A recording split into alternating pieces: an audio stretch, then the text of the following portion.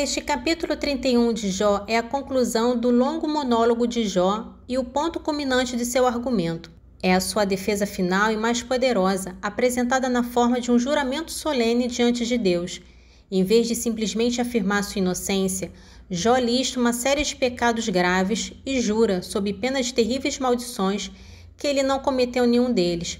Este é o seu último e corajoso desafio, uma confissão negativa que cobre todas as esferas da vida, refutando de forma conclusiva todas as acusações de seus amigos.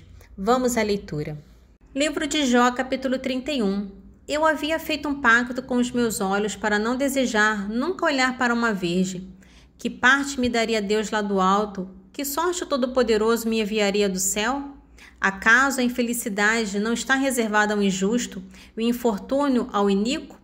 Não conhece Deus os meus caminhos e não conta todos os meus passos? Se caminhei com a mentira e meu pé correu atrás da fraude, que Deus me pese na balança da justiça e reconhecerá a minha integridade. Se meus passos se desviaram do caminho e meu coração seguiu meus olhos, e se as minhas mãos se apegou qualquer mácula, que semeie eu e outro coma, e minhas plantações sejam desenraizadas. Se meu coração foi seduzido por uma mulher, se fiquei à espreita à porta de meu vizinho, que minha mulher grite amor para um outro e que estranhos a possuam. Por isso seria um crime, um delito digno de julgamento, um fogo que devoraria até o abismo e que teria arruinado todos os meus bens. Nunca violei o direito de meu escravo ou de minha serva em suas discussões comigo. Que farei eu quando Deus se levantar? Quando me interrogar, que lhe responderei? Aquele que me criou no ventre não criou também a ele? O mesmo Criador nos formou. Acaso recusei aos pobres aquilo que desejavam e fiz desfalecer os olhos da viúva? Ou comi sozinho o meu pedaço de pão sem que o órfão tivesse a sua parte? Antes, desde minha infância, cuidei-o como um pai e desde o ventre materno fui o seu guia. Se vi perecer um homem por falta de roupa e um pobre que não tinha com quem cobrir-se, sem que seus rins me tenham abençoado, aquecido como estava com a lã de minhas ovelhas, se levantei a mão contra o órfão, quando me vi apoiado pelos juízes, que meu ombro caia de minhas costas e meu braço seja arrancado de seu cotovelo, pois o terror de Deus me invadiu e diante de sua majestade não posso subsistir. Nunca pus no ouro minha segurança e jamais disse ao ouro puro, és minha esperança. Nunca me rejubilei por ser grande a minha riqueza, nem pelo fato de minha mão ter ajuntado muito. Quando vi o sol brilhar e a lua levantar-se em seu esplendor, jamais meu coração deixou-se seduzir em segredo e minha mão não foi levada à boca para um beijo. Isso seria um crime digno de castigo, pois eu teria renegado Deus que está no alto. Nunca me alegrei com a ruína de meu inimigo, nem exultei quando a infelicidade o feriu. Não permitiu que minha boca pecasse, reclamando sua morte por uma imprecação. Jamais as pessoas de minha tenda me disseram: há alguém que não tenha ficado satisfeito da carne? O estrangeiro não passava a noite fora, eu abria minha porta ao viajante. Nunca dissimulei minha culpa aos homens, escondendo em meu peito minha iniquidade. Como se temesse a multidão e receasse o desprezo das famílias, a ponto de me manter quieto sem pôr o pé fora da porta. Oh, se eu tivesse alguém para me ouvir, eis a minha assinatura, que o Todo-Poderoso me responda, que meu adversário escreva também um memorial. Por certo, eu o carregaria sobre meus ombros e cingiria minha fronte com ele como de uma coroa. Eu lhe prestaria contas de todos os meus passos e me apresentaria diante dele altivo como um príncipe. Se minha terra clamou contra mim e seus sucos derramaram lágrimas, se comi seus frutos sem pagar, se afligir os seus donos, que em vez de trigo nasçam espinhos e joio em vez de cevada. Aqui terminam os discursos de Jó. No capítulo 32 de Jó é um interlúdio crucial que introduz uma nova voz ao debate. Eliú entra na cena com uma mistura de respeito e indignação, convencido de que a verdadeira sabedoria não está na idade, mas no espírito que Deus dá. Ele se posiciona como mediador que tem a chave para resolver o dilema que os outros não conseguiram. Este capítulo prepara o cenário para os longos e complexos discursos de Eliú que se seguirão. Jó, capítulo 32. Como Jó persistisse em considerar-se como justo, Esses 3 homens desistiram de lhe responder.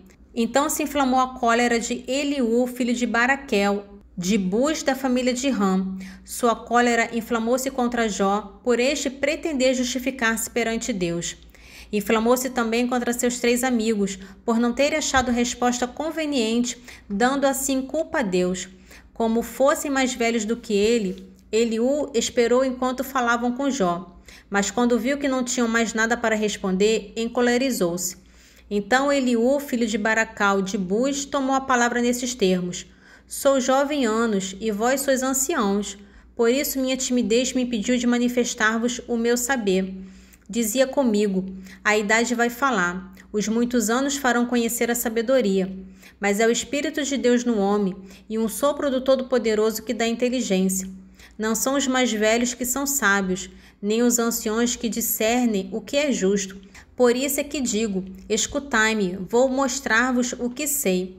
Esperei enquanto faláveis, prestei atenção em vossos raciocínios. Enquanto discutíeis, segui-vos atentamente. Mas ninguém refutou a Jó, nem respondeu aos seus argumentos. E não digais: encontramos a sabedoria. Foi Deus, e não o homem que nos instrui. Não foi a mim que dirigiu seus discursos, mas encontrarei outras respostas diferentes das vossas. Ei-lo calados, já não dizem mais nada. Faltam-lhe as palavras. Esperei que se calasse e cessasse de responder. É a minha vez de responder e vou também mostrar o que sei, pois estou cheio de palavras. O espírito que está em meu peito me oprime. Meu peito é como um vinho arrolhado, como um barril pronto para estourar. Tenho de falar, isso me aliviará. Abrirei meus lábios para responder. Não farei acepção de ninguém, nem adularei este ou aquele, pois não sei bajular. Do contrário, meu Criador logo me levaria. O resumo do capítulo 33 de Jó introduz uma nova perspectiva sobre o sofrimento, que é o tema central do livro. Eliú propõe que o sofrimento não é um mero castigo pelo pecado, mas um ato pedagógico de Deus para salvar o homem da destruição. Ele rejeita a ideia de que Deus está em silêncio e oferece a Jó um caminho para a restauração, através da aceitação dessa correção divina. Jó, capítulo 33. E agora, Jó, ouve as minhas palavras e atende a todos os meus discursos. Eis que abre a minha boca. Minha língua sobre o céu da boca vai falar. Minhas palavras brotam de um coração reto e meus lábios falarão francamente. O Espírito de Deus me criou e o sopro do Todo-Poderoso me deu a vida. Se puderes responder-me, toma posição e fica firme diante de mim. Em face de Deus somos iguais. Como tu, eu também fui formado do barro. Assim meu temor não te assustará e o peso de minhas palavras não te acabrunhará. Pois disseste aos meus ouvidos e ouvi essas palavras: sou puro, sem pecado, sou limpo, não há culpa em mim. É ele que inventa pretextos contra mim e considera-me seu inimigo. Prendeu meus pés no cepo e vigiou todos os meus passos. Responderei que nisto fosses injusto, pois Deus é maior do que o ser humano. Por que o acusas de não dar nenhuma resposta a teus discursos? Ora, Deus fala de uma maneira e de outra, e não prestas atenção. Por meio dos sonhos, das visões noturnas, quando o sono profundo cai sobre os homens, enquanto dormem nos seus leitos, então abre os ouvidos dos mortais e os assusta com suas aparições. Isso para desviá-lo do pecado e livrá-lo do orgulho, para salvar-lhe a alma da cova e sua vida da seta mortífera. Pela dor também é corrigido o homem em seu leito, quando todos os seus membros são agitados. Quando recebe o alimento com desgosto e já não pode suportar as iguarias mais deliciosas. Sua carne se consome aos olhares e seus membros emagrecidos se desvanecem. Sua alma aproxima-se da sepultura e sua vida daqueles que estão mortos. Se perto dele se encontrar um anjo, um intercessor entre 1000, para ensinar-lhe o que deve fazer, ter piedade dele e dizer: poupai-o de descer a cova, pois recebi o resgate de sua vida. Sua carne retomará o vigor da mocidade, e ele retornará aos dias de sua adolescência. Ele rezará a Deus que lhe será propício, contemplará com alegria sua face e restituirá ao homem sua justiça. Cantará diante dos homens dizendo: pequei, violei o direito, mas Deus não me tratou conforme meus erros. Poupou minha alma de descer a cova, e minha alma bem viva goza a luz. Eis o que Deus faz 2 ou 3 vezes com o ser humano, a fim de tirar-lhe a alma da cova e iluminá-la com a luz da vida. Presta atenção, Jó, escuta-me, cala a boca para que eu fale. Se tens alguma coisa para dizer, responda-me, fala, eu gostaria de te dar razão. Se não, escuta-me, cala-te e eu te ensinarei a sabedoria. A continuação do capítulo 14 de Coríntios é a conclusão das instruções de Paulo sobre o uso dos dons espirituais na igreja. Após estabelecer o princípio do amor e a superioridade da profecia na primeira parte do capítulo, Paulo agora fornece regulamentos específicos para a adoração pública. Seu objetivo é claro: substituir o caos e a desordem na igreja de Corinto com princípios de ordem, edificação e paz, garantindo que todos os dons sirvam para o propósito de construir o corpo de Cristo e evangelizar os incrédulos. 1 Coríntios capítulo 14, dos versículos 18 ao 40. Graças a Deus que possuo o dom de línguas superior a todos vós, mas prefiro falar na assembleia 5 palavras que compreendo, para instruir também os outros a falar 10.000 palavras em línguas. Irmãos, não sejais crianças quanto ao modo de julgar. Na malícia, sim, sede crianças, mas quanto ao julgamento, sede homens. Na lei está escrito: será por gente de língua estrangeira e por lábios estrangeiros que falarei a este povo, e nem assim me ouvirão, diz o Senhor. Assim as línguas são sinal, não para os fiéis, mas para os infiéis. Enquanto as profecias são um sinal, não para os infiéis, mas para os fiéis. Se, pois, em uma assembleia da igreja inteira todos falarem línguas, e se entrarem homens simples ou infiéis, não dirão que estáis loucos? Se, porém, todos profetizarem, e entrar ali um infiel ou um homem simples, por todos é convencido, por todos é julgado. Os segredos do seu coração tornam-se manifestos. Então, prostrado com a face em terra, adorará a Deus e proclamará que Deus está realmente entre vós. Em suma, que dizer, irmãos? Quando vos reunir, que dentre vós tenha um cântico, um ensinamento, uma revelação, um discurso em línguas, uma interpretação a fazer, que isso se faça de modo a edificar. Se há quem fale em línguas, não falem senão 2 ou 3, quando muito, e cada um por sua vez, e haja alguém que interprete. Se não houver intérprete, fiquem calados na reunião, e falem consigo mesmos e com Deus. Quanto aos profetas, falem 2 ou 3, e os outros julguem. Se foi feita uma revelação a algum dos assistentes, cale-se o primeiro. Todos, um após outro, podeis profetizar, para todos aprenderem e serem todos exortados.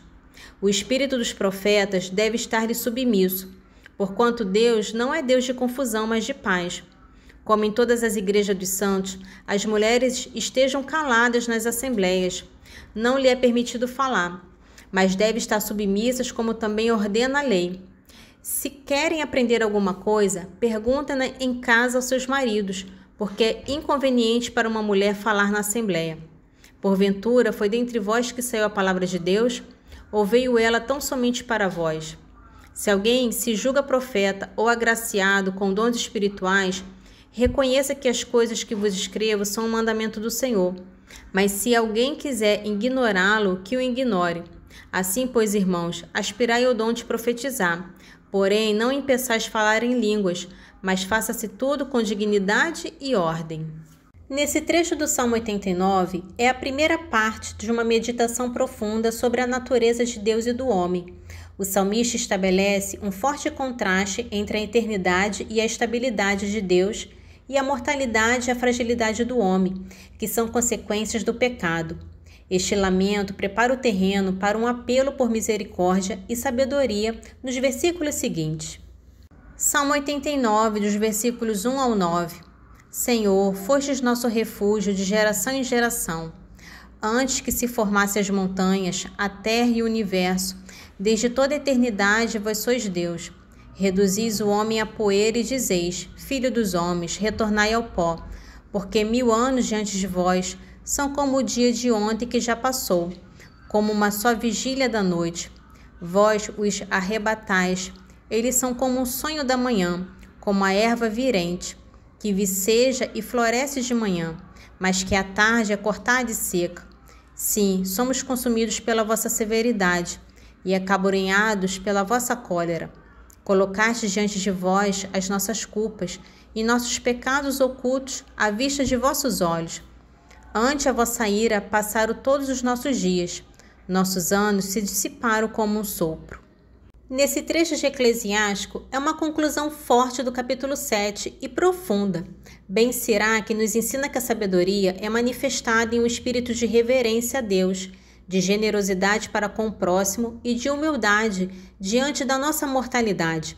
A mensagem final é que a vida justa e virtuosa é aquela que se lembra do juízo final e age em conformidade, buscando a misericórdia de Deus e a caridade para com os homens. Eclesiástico capítulo 7, dos versículos 28 ao 40. Se tiveres mulher conforme teu coração, não a repudies e não confies na que é odiosa.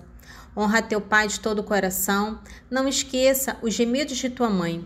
Lembra-te de que sem eles não terias nascido, e faze por eles o que fizeram por ti. Teme a Deus com toda a tua alma, tenha um profundo respeito pelos seus sacerdotes. Ama com todas as tuas forças aquele que te criou. Não abandones os seus ministros.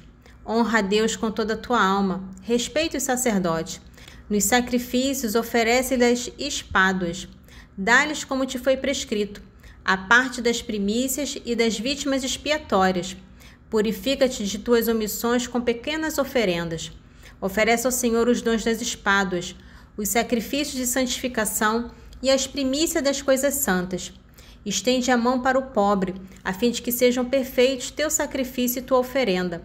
Dá de boa vontade a todos os vivos. Não recuses esse benefício a um morto. Não deixes de consolar os que choram. Aproxima-te dos que estão aflitos.